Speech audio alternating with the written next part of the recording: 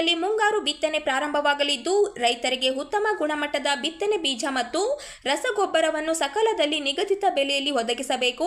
ರೈತರಿಗೆ ಯಾವುದೇ ತೊಂದರೆಯಾಗದಂತೆ ಮುನ್ನೆಚ್ಚರಿಕೆ ವಹಿಸಿ ರಸಗೊಬ್ಬರ ಪೂರೈಕೆಯಲ್ಲಿ ಪಾರದರ್ಶಕತೆ ಕಾಯ್ದುಕೊಳ್ಳಬೇಕು. ರಾಯಚೂರು ಗ್ರಾಮೀಣ ಕ್ಷೇತ್ರದ ಶಾಸಕರಾದ ಬಸನಗೌಡ ದದ್ದಲ್ ಅವರು ಸಂಬಂಧಿಸಿದ ಅಧಿಕಾರಿಗಳಿಗೆ ಸೂಚನೆ ನೀಡಿದರು. ಜೂನ್ 12ರ ಶುಕ್ರವಾರದಂದು ನಗರದ ತಾಲೂಕು ಪಂಚಾಯಿತಿ ಸಭಾಂಗಣದಲ್ಲಿ ತ್ರೈಮಾಸಿಕ ಕೆಡಿಪಿ ಸಭೆಯ ಅಧ್ಯಕ್ಷತೆ ವಹಿಸಿ ಅವರು ಮಾತನಾಡಿದರು. ಕ್ಷೇತ್ರದಲ್ಲಿ ಅಗತ್ಯ ಪ್ರಮಾಣದ ರಸಗೊಬ್ಬರವನ್ನು ಕಾಯ್ದಿರಿಸಲು ಮತ್ತು ಅದರ ಸಕಾಲಿಕ ವಿತರಣೆಗೆ ಕ್ರಮ ಕೈಗೊಳ್ಳಬೇಕು.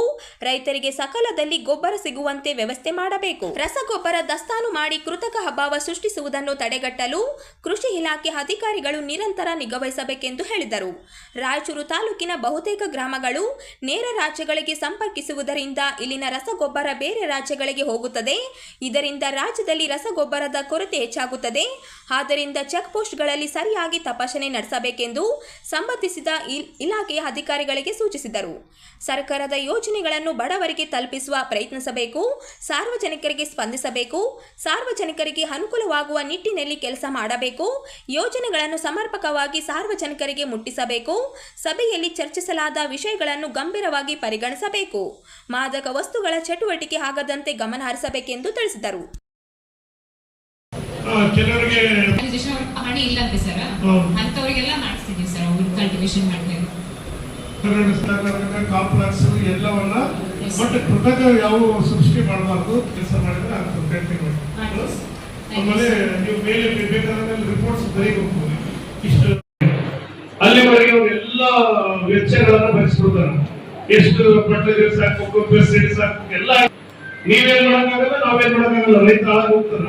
ಅದಕ್ಕೆ ನಾನು ಹೇಳ್ತೀನಿ, ಜಾಗೃತಿಯನ್ನು ನೀವೇನ್ ಹಾಕ್ತದಲ್ಲ, ಆಕ್ಟ್ಗಳನ್ನ ಕಠಿಣವಾದಂತ ಇಂಪ್ಲಿಮೆಂಟ್ ಮಾಡಕ್ಕೆ ನೀವು ಟಾಸ್ಕ್ ಫೋರ್ಸ್ ಸ್ಟ್ರಾಂಗ್ ಇರೋದಿಲ್ಲ. ನಮ್ಮ ಅಧಿಕಾರಿಗಳು ಬೇರೆ ಇಲಾಖೆ, ಪೊಲೀಸ್ ಇಲಾಖೆ, ತಹಸೀಲ್ ಆಫೀಸ್ ಇಲಾಖೆ, ನೀವು ಜಂಟಿಯಾಗಿ ಒಂದು ಮಾಡ್ಬೇಕು ಅಂತ ನಾನು ಅಂತೀನಿ.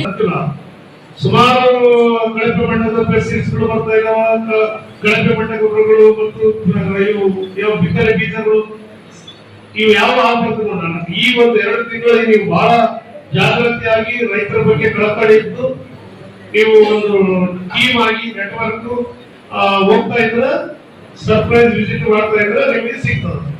ಇಲ್ಲದ್ರೆ ನಿಮ್ಗೆ ಯಾವ ತಡೆಗಟ್ಟಕ್ಕಾಗಲ್ಲ.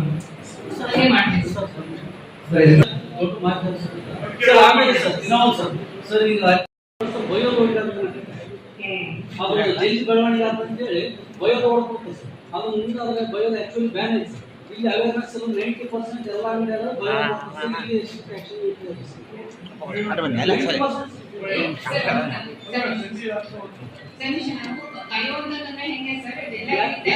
ತೆಲಂಗಾಣ ಮಾರ್ಕೆಟ್ ಬಹಳ ಬರ್ತಿತ್ತು ಸರ್. ಲಾಸ್ಟ್ 2 ಇಯರ್ಸ್ ಇಂದ ಬರ್ತಿತ್ತು ಸರ್. ಓಕೆ, ಏನಂದ್ರೆ ಏನು ಫಾರ್ಮುಲೇಷನ್ ಗಳನ್ನ ಮುಂದೆ ಏನು ಸರಿ ಬರ್ತಿರಲ್ಲ ಸರ್. ಇಷ್ಟು ಯಾವ ಆಕ್ಟ್ ಇರಲಿಲ್ಲ. ಬಟ್ ಇವಾಗ ಬಯೋಸ್ಟಿಮ್ಯುಲೆಂಟ್ಸ್ ಗೆ ಒಂದು ಆಕ್ಟ್ ಬಂದಿದೆ ಸರ್. ಫರ್ಟಿಲೈಸರ್ ಕಂಟ್ರೋಲ್ ಆರ್ಡರ್ ಅಲ್ಲೇ ಸೇರಿಸಿದ್ದಾರೆ ಸರ್ ಅದನ್ನ. ಸೊ ಇವಾಗ ಲಾಸ್ಟ್ 2 ಡೇ ಅಂದ್ರೆ ಲಾಸ್ಟ್ ಇಯರ್ ಇಂದ ಈ ವರ್ಷದಿಂದ ಅವ್ರ ಕೌಂಟರ್ ಅಲ್ಲಿ ಏನಿಟ್ಟು ಮಾತ್ರ ಅದೆಲ್ಲ ಲೈಸೆನ್ಸ್ ಅಲ್ಲಿ ಇರಬೇಕು ಅಂತ ಹೇಳಿ ಎಲ್ಲ ಜಾಗೃತಿ ಮೂಡಿಸಿದ್ವಿ ಸರ್. ಇದಕ್ಕಿಂತ ಮುಂಚೆ ಆ ಪದ್ಧತಿ ಇರಲಿಲ್ಲ ಸರ್. ಓಕೆ, ಆಕ್ಟ್ ಇರಲಿಲ್ಲ. ಮಾರಾಟ ಮಾಡ್ತಾರೆ. ಸೊ ಹಾಗಾಗಿ ಎಲ್ಲೋ ಗೋಡಗಳಲ್ಲಿ ಮಾಡ್ತಾರೆ ಸರ್. ಬಟ್ ಅದಕ್ಕೆ ಇಲ್ಲಿ ಬಿಲ್ ಇರಂಗಿಲ್ಲ, ಏನಿರಂಗಿಲ್ಲ ಸರ್. ಇಲ್ಲಿ ಮಾರ್ಕೆಟ್ ಪ್ರೈಸ್ ನಾಗ ನಮಗೆ 3